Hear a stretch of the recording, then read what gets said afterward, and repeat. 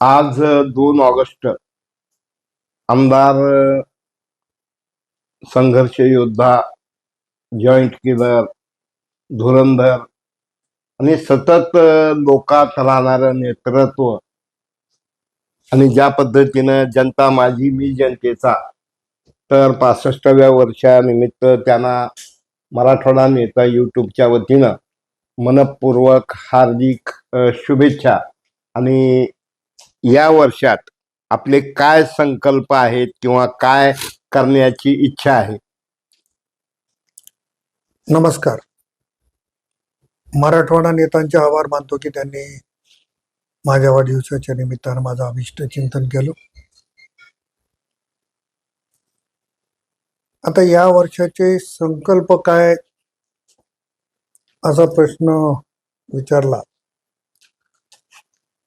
तसं मतदारसंघामध्ये विकासाची कामं मोठ्या प्रमाणावर झाली पाहिजे. पण आता विकासाच्या कामाला प्राधान्य कशात, या सगळ्या गोष्टीची चर्चा होत असताना पहिलं प्राधान्य मी यावर्षी घेतलेलं आहे की राज्याचे उपमुख्यमंत्री स्वर्गीय लोकनेते अजितदादा पवार यांच्या जयंतीच्या निमित्तानं आम्ही संकल्प केला. त्याचबरोबर राज्याचे मुख्यमंत्री आदरणीय देवेंद्र फडणवीस साहेब, म्हणजे योगायोगाने एका नेत्याची जयंती आणि एका नेत्याचा वाढदिवस एकत्रच होतोय. सध्या दोघांची जन्मतारीख एकच आहे. माझा मतदारसंघ हा मराठवाड्यातला हरित मतदारसंघ झाला पाहिजे. म्हणजे तो कसा, शेतीला पाण्याचा विषय नाही. करोनाच्या काळात आपण बघितलं की ऑक्सिजनसाठी धडपड करत होतो. ज्यांना करोना झाला त्यांना त्यांची हाल माहिती. म्हणून यावर्षी या मतदारसंघात किमान 5 लाख वृक्षारोपण करण्याचा निर्णय आम्ही घेतला. आणि जवळपास फडणवीस साहेबांचा वाढदिवस आणि दादांची जयंती तेव्हापासून आतापर्यंत 1 लाखाच्या वरचा टप्पा आम्ही पार केला.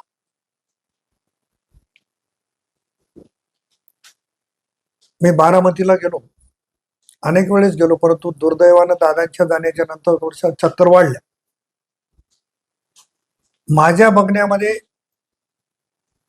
भारतात सर्वात जास्त झाडी असलेलं शहर म्हणजे बारामती असावं असं वाटतं. पण त्यांच्या धर्तीवर आम्ही तो करण्याचा प्रयत्न करतोय. माझ्या मतदारसंघामध्ये 2 नगरपालिका आहेत. स्वच्छ, सुंदर आणि हरित ती शहर व्हावीत याच्यासाठीचा प्रयत्न आहे. अनेक प्रश्नाच्या संदर्भाने मी माननीय मुख्यमंत्री फडणवीस साहेब, आदरणीय उपमुख्यमंत्री वहिनी साहेब, आदरणीय मुख्यमंत्री शिंदे साहेब यांच्याकडे खूप प्रस्ताव दिलेले आणि टप्प्याटप्प्याने ती सगळी कामं मंजूर होती. मग माळेगाव यात्रेच्या विकासापासून अनेक भागामध्ये बंधारे आहेत, अनेक भागामध्ये पाझर तलावाची कामं आहेत, रस्त्याची कामं आहेत.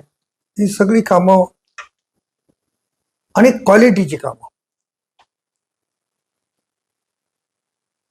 माझ्याही काळात कामं झाली असतील पूर्वीच्या, कधी चुकीची पण झाली असतील. मी असं कोणी एकाला दोष नाही देत. पण यावेळेस मी जेव्हापासून विधानसभेला आता निवडून आलो तेव्हा एक भूमिका घेतली की जे कुठलंही काम होईल ते दर्जेदार काम झालं पाहिजे. दर्जेदार झालं नसतं तर तो अधिकाऱ्याला मी दोषी धरणार. त्या पद्धतीची तंबी सूचना मी संबंधित सगळ्या अधिकाऱ्याला दिलेली. आणि मला असं वाटतं की ह्या सगळ्या कामामध्ये माझ्या सर्व अधिकाऱ्यांचं सहकार्य मला मोठ्या प्रमाणावर मिळते. सर, झाडं कोणती जास्त प्राधान्य आपण देत आहोत? त्याच्यामध्ये एक तर लिंबाची झाड आहे, पिंपळाची झाड आहेत, वडाची झाड आहेत, ज्यांना आयुष्य 100 वर्षापेक्षा जास्त आहे आणि ऑक्सिजन देणारी झाड आहेत आणि त्यात ऑक्सिजन देण्यामध्ये लिंबाचं झाड आहे. आमच्या इथे एक नागवर्डीचं देवस्थान आहे आणि तिथे एक आख्यायिका आहे की लिंबाचं झाड तोडलं किंवा लिंबाच्या झाडाची फांदी जरी तोडली तर नागदेवता प्रगट होते. त्या परिसरामध्ये पूर्वीची आमच्या जन्माच्या अगोदरपासूनची हजारो झाडे, आता तिथं देखील नव्यानं लिंबाची झाडं मोठ्या प्रमाणावर लावतोय आणि त्या परिसरात 25,000 झाडं ही लिंबाची लावण्याचा संकल्प केलाय. मला वाटते जवळपास 10-15 हजार झाडं लागले असतील. उर्वरित झाडं देखील लावू. आणि शहरामध्ये जे आहे, आम्ही प्रायव्हेट नर्सरीमधनं, काही केरळमधनं, काही आंध्रामधनं झाडं मागवली. त्या सगळ्या जातीचे नाव आता नाही सांगणार, पण शहराच्या वैभवात देखील भर पडली पाहिजे त्याच्यासाठीचा तो कार्यक्रम आमचा सुरू आहे. आता हे सर्व करत असताना म्हणजे दुर्दैवानं कॉन्ट्रॅक्टर्स कडनं गुणवत्तेच्या कामाची अपेक्षा करत असताना मार्चला 3%, नंतर आपल्या दिवाळीला 7%, म्हणजे एकूण कामाच्या एवढं कमी बजेट किंवा पेमेंट कॉन्ट्रॅक्टरला मिळत असताना साहेब त्यांनी कामं कशी करावी असं वाटतंय तुम्हाला? त्यांना जेवढे पैसे उरतात तेवढ्यात कामं करावी. आता हा फार विषय गहन आहे, त्याच्यावर मी नाही म्हणजे पेमेंटच मिळत नाही. नाही मिळेल, पैसे काम केल्यावर पैसे मिळत नाही, पण ठीक आहे, काही कारणामुळे उशीर होत असतील. सरकार वेगवेगळ्या योजना आणते. आता मध्ये लाडकी बहीण सारखी योजना आणली, परत शेतकऱ्यांना कर्जमाफी दिली, आता मोफत वीज देण्याचा, त्याच्यामुळं थोडस फरक तो पडणार आहे. परंतु सरकार अतिशय गतिशील पद्धतीने चाललंय, त्याच्यामुळे आज नाही तर उद्या ह्या कामाचे पैसे निश्चितपणाने मिळतील. आता एका बाजूला हरित आणि सुंदर आणि आपल्याकडं ग्लोबल वॉर्मिंगमुळं पाऊस पडतोय, तिकडं प्रचंड पडतोय, पाऊस पडत नाही. मग या संदर्भात आता तुम्ही काही काळ खासदारही राहिलेले आहात, मग सेंट्रलच्या काही स्कीम्स ज्या काही आपल्या कल्पनेत आणायच्या मतदारसंघामध्ये असं काही आहे का? नाही, मी खासदार असताना जे प्रयत्न केले, माझा कोणावर आरोप नाहीये, परंतु मागच्या 25 वर्षात जी कामं झाले नाहीत तो करण्याचा प्रामाणिक प्रयत्न केला. त्याच्यामध्ये सगळ्यात महत्वाचं काम जर कुठलं असेल तर गॅस पाईपलाईन. गॅस हा पाईपलाईनद्वारे त्या घरात गेला पाहिजे, मुंबईच्या पुण्याच्या धर्तीवर, आणि पूर्ण शहरांना, जिल्ह्यात ती योजना मंजूर केली. त्याच्या कामाला प्रत्यक्षात सुरुवात झाली. त्याचं साहित्य, आज सगळं साहित्य येऊन पडलेलं आहे, सर्व मोठ्या प्रमाणात चालू आहे. आणि जे काम मला वाटत नाही की फार लवकर शक्य होतं, ते काम शक्य झालं. आणि गॅसच्या पाईपलाईन्स आणि पाईपलाईनद्वारे गॅस देण्याचं काम मोठ्या प्रमाणावर होते. रेल्वेचा विकास जर बघितला आपण, तर आपण आकडेवारी आपल्याकडे पण मिळू शकेल, तुम्हाला पण मिळू शकेल. मी 19ला लोकसभेचा सदस्य झालो. 19ला साधारणतः नांदेडच्या स्थानकावरून त्या 45 रेल्वे धावत असतील, परंतु माझ्या काळामध्ये तो आकडा 73 वर गेला. विशेष आनंद याचा आहे की नांदेडवरनं मुंबईला स्वतंत्र गाडी नव्हती, गाड्या होत्या. देवगिरी एक्सप्रेस आमची हैदराबाद त्याच्या पलीकडनं यायची, नंदग्राम एक्सप्रेस नागपूरवरनं यायची, पण नांदेडवरनं मुंबईला राज्यराणी एक्सप्रेस सुरू केली. खरं तर मी पियुष गोयल साहेबांचे आभार मानेल की त्यांनी या प्रकरणामध्ये नाशिक आणि मनमाडकरांचा प्रचंड विरोध असतानाही ती गाडी इथपर्यंत दिली, सगळ्यांना समजावून सांगितलं. दानवे साहेब मध्ये मंत्री झाले त्या खात्याची, त्यांच्याकडनं नांदेडवरनं पुण्याला गाडी सुरू केली, नांदेडवरनं दिल्लीला गाडी, म्हणजे ह्या स्वतंत्र गाड्या सुरू केल्या. भाविकांचं श्रद्धास्थान असलेलं आपलं तिरुपती, आठवड्यातून एक गाडी जायची. हं. आता आठवड्यातून 5 दिवस गाड्या आहेत. म्हणजे ही सगळी यंत्रणा वाढवण्यासाठी दुहेरीकरण रेल्वेचं, डबल ट्रॅक हं. तो करण्याचा प्रयत्न केला. त्याला मोठ्या प्रमाणात यश मिळालं. विद्युतीकरण करण्याचं टेंडर माझ्या काळात झालं. त्याचं काम आता सुरू आहे. आता डबल ट्रॅक नांदेड ते परभणी पर्यंत आहे. तिकडे जालन्यापासून छत्रपती संभाजीनगर आणि मनमाड पर्यंत झालाय. मधला बेल्ट राहिलाय, त्याचंही काम मोठ्या प्रमाणावर आहे. नवीन रेल्वे मागत असताना नांदेड देगलूर बिदरचा रेल्वे मार्ग असेल, नुसता मंजूर केला नाही, त्याला महाराष्ट्र सरकारचा वाटा पण मंजूर केला. त्यांचा GR काढला, 50% रक्कम ठरवून द्यावी. परंतु कर्नाटकामध्ये वेगळ्या पक्षाचं सरकार आल्यामुळं कर्नाटक सरकारने केलं नसल्यामुळे हा काम थांबलेला आहे. नांदेड लातूर अहमदपूर ते लातूर जाणारा नांदेड ते लातूर मार्ग असेल, बोधन मुखेड ते लातूर असेल, या रेल्वे मार्गाचं अंतिम सर्वेक्षण करण्याची ऑर्डर झालेली आहे. माझ्याकडे कॉपी येते. अश्विनी वैष्णव साहेबांचे मी आभार मानेन. त्यांनी सांगितलं याच्या पुढे सर्वे नाही, याच सर्वेवर काम झालं पाहिजे. आणि मला वाटतं की येणाऱ्या काळामध्ये निधीची उपलब्धता झाली आणि महाराष्ट्र सरकारने जर 50%च्या वाट्याचं पत्र दिलं, ते पण काम होईल. माझ्या विमानसेवा, नांदेडची विमानसेवा बंद झालेली होती. मी असेल, माझे सहकारी खासदार असतील, माझ्याकडे जाफराबादला भीमराव पाटील साहेब असतील, हिंगोलीला हेमंत भाऊ पाटील असतील, आमचे परभणीला बंडूभाऊ जाधव असतील, आम्ही सगळे खासदार मिळून त्याच्यासाठी, आमचे सुधाकरराव सरंगारे त्या काळात असतील, आम्ही सगळ्यांनी मिळून ही विमान सेवा सुरू झाली पाहिजे याच्यासाठीचा प्रयत्न केला. आणि आज नांदेडवरनं 5-6 उड्डाण होत आहेत, याचा विशेष आनंद मला आहे. पण मी खासदार असताना मोठा उद्योग आणू शकलो नाही, ही खंत माझ्या मनात.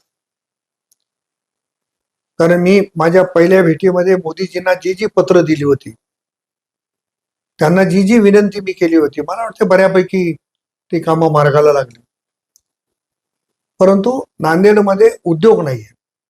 नांदेडचा आमचा तरुण हा छत्रपती संभाजीनगर, पुणे, ठाणे, मुंबईकडे जातो, पण एवढ्या वर्षाच्या कालखंडात इथं उद्योग उभा राहू शकला नाही. ही खंत माझ्या मनात कालही होती, आजही आहे. परमेश्वराच्या कृपेनं जेव्हा केव्हा योग्य वेळ येईल तेव्हा तो करण्याचा माझा निश्चित प्रयत्न राहील की माझ्या परिसरातल्या तरुणाच्या हाताला काम लागलं पाहिजे, याच्यासाठी निश्चितपणानं प्रयत्न करेन. लोहा कंधारमध्ये इंडस्ट्रीयल इस्टेट किंवा MIDCचा काही प्रयत्न का काही उपयोग नाही, काय वाटतंय तुम्हाला? नाही, कंधारमध्ये MIDCची जागा आहे. हं. छोटे छोटे उद्योगही त्या ठिकाणी उभा राहिलेले आहेत.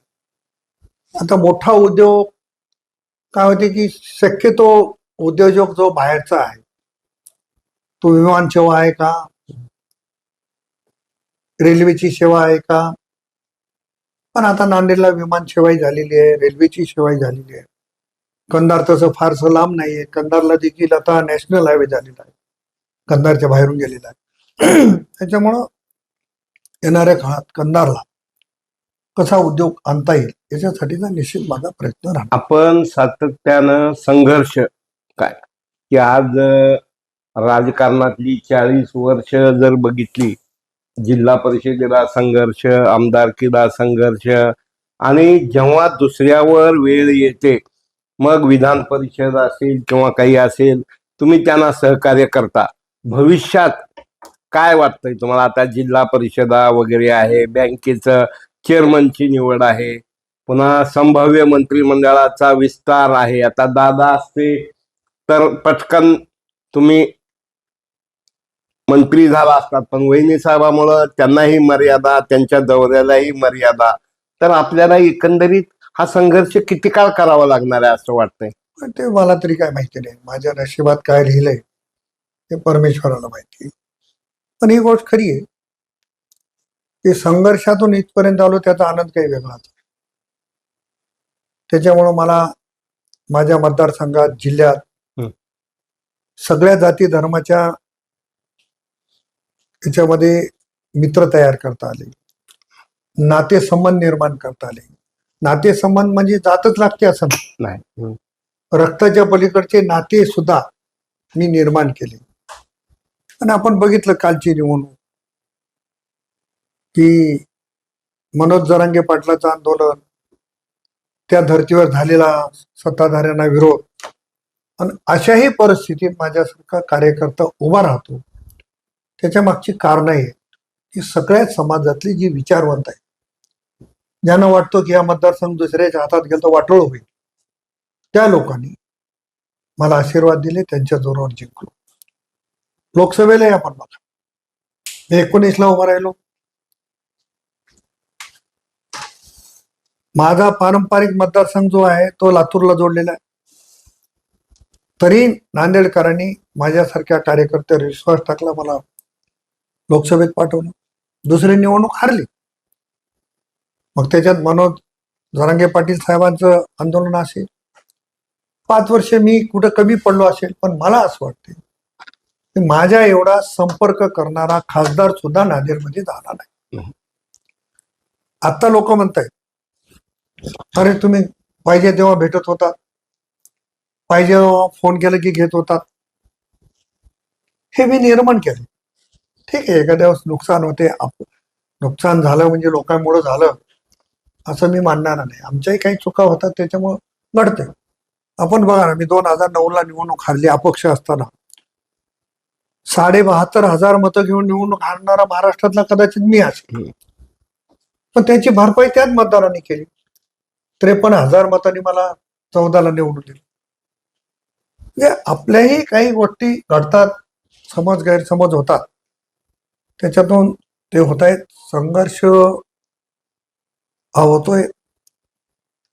आपण सांगितलं की मंत्री कधी होणार वगैरे, हे तर काही पूर्णपणानं माननीय मुख्यमंत्री आणि पक्षाचे आमचे नेते आदरणीय वहिनी साहेब असतील, पक्षाचे वरिष्ठ नेते, त्यांच्या हातात आहे. पण हे मात्र खरे की दुर्दैवाने जी गोष्ट घडली, दादा आमच्यातून गेली. दादा असते तर, आता जर तरला काही अर्थ उरलेला नाही. दादा असते तर मी 100% माझा हा वाढदिवस मंत्री म्हणून साजरा केला. मी हे पहिल्यांदा बोलतो, ही खंत आहे माझ्या मनात. पण मी मंत्री होण्यापेक्षा दादा गेलेलं दुःख आमच्यावर जास्त आहे. हे महाराष्ट्राचं फार मोठं नुकसान झालेलं आहे. त्याच्यामुळं आज उद्या पक्षश्रेष्ठीला जेव्हा वाटेल तेव्हा निश्चित त्याचा हे होईल. विधान परिषदेच्या निवडणुकीचा आपण उल्लेख केला, माझ्या चिरंजीवानी देखील फॉर्म भरला होता. पण मला पक्षाचे अध्यक्ष तटकरे साहेब, उपमुख्यमंत्री वहिनी साहेब, मुख्यमंत्री फडणवीस साहेब यांनी बोलवलं आणि त्यांनी सांगितलं की आपला महायुती म्हणून सगळ्यांना एकत्रित राहायचंय. आणि मी तर मोकळं सांगणार आहे की फडणवीस साहेबांनी मला विचारलं, तुम्हाला प्रवीणचा फॉर्म मागे घ्यायला काढचं नाही का? मी म्हणलो, तुम्ही शब्द टाकला, विषय संपला. शेवटी कुठंतरी कोणत्या तरी नेतृत्वावर विश्वास ठेवून चालणं हे भाग आहे. काही आठफीट नाही. त्यांनी सांगितलं, फॉर्म विड्रॉल केला. महायुतीचा धर्म म्हणून अमरनाथ राजूरकरांना पूर्ण पाठिंबा दिला.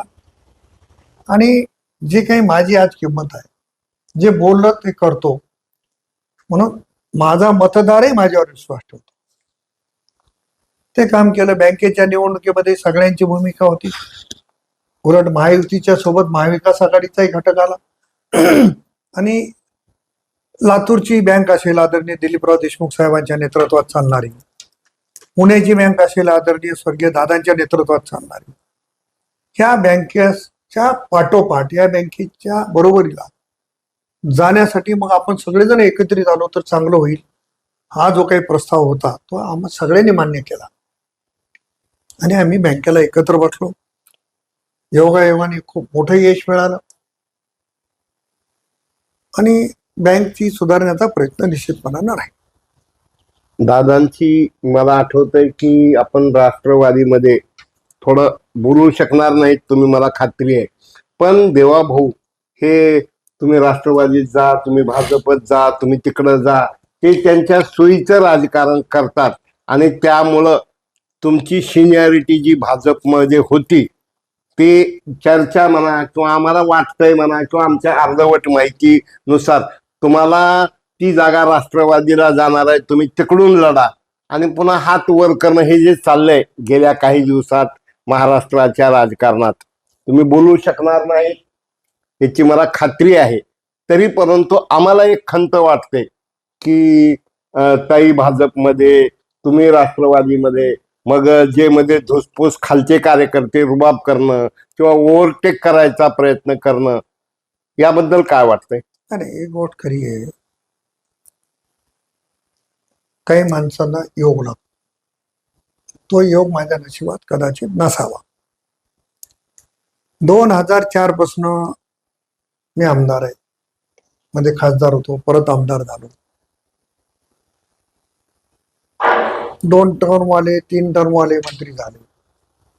तो त्यांचा राजयोग असावा, त्यांच्या होण्याबद्दल आपलं काहीच मत नाही, ते ज्या पक्षात काम करतात. आता माझी सिनियरिटी कुठंच काउंट होत नाही, गोष्ट खरी आहे. पण प्रत्येक टर्मला पक्ष नवीन आहे. आता ते राजकीय पक्षाची वरच्या नेते मंडळीची काही ऍडजस्टमेंट झाली त्याच्यावर मला अधिकचं भाष्य करायचं नाही. परंतु मी राष्ट्रवादीत गेल्याच्या नंतरही राष्ट्रवादी वाढविण्यासाठीचा प्रयत्न केला.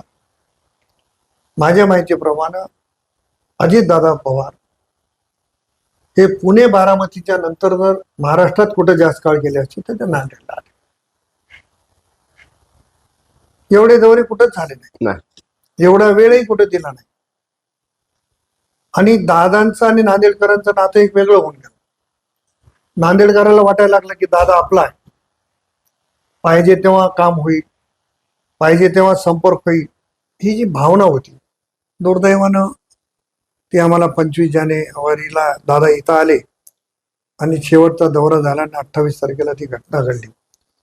त्याच्यामुळं माझी सिनियरिटी काउंट झाली असती असं मला वाटते, पण केव्हा तरी होईल. तो आता योग कसा आहे की त्या वेळेच्या परिस्थितीनुसार आम्हालाही पक्ष बदलावा लागले, मग त्या खोलात आधी न बोललेलं बरं. दादांची एखादी आठवण अशी नाजूक किंवा लोकांना माहीत नसलेली तुमचं आणि दादांचं जे होतं, मला आठवतंय मध्ये दादा बरोबर जे पहाटचं सरकार झालं त्याच्या अगोदर 2-3 ठिकाणी 3-4 चॅनलला तुमच्या आलं होतं आणि फार मोठी ब्रिज म्हणजे ची भूमिका तुम्ही बजावली होती. असे अनेक प्रसंग माहीत आहेत, तर एखादी अशी आठवण दादाची? असं काही सांगता येणार नाही, परंतु एक आहे की दादांचा माझ्यावर विश्वास होता. मी भले मधल्या काळामध्ये दादांच्या सोबत नव्हतो, पण त्यांना एक असं वाटायचं की प्रतापराव बोलतो ते खोटं बोलत नाही, प्रस्ताव देतो तो चुकीचा देत नाही, म्हणून ते मला मदत करण्याचा प्रयत्न करायचे. मी अनेक घटनेचा साक्षीदार पण आहे.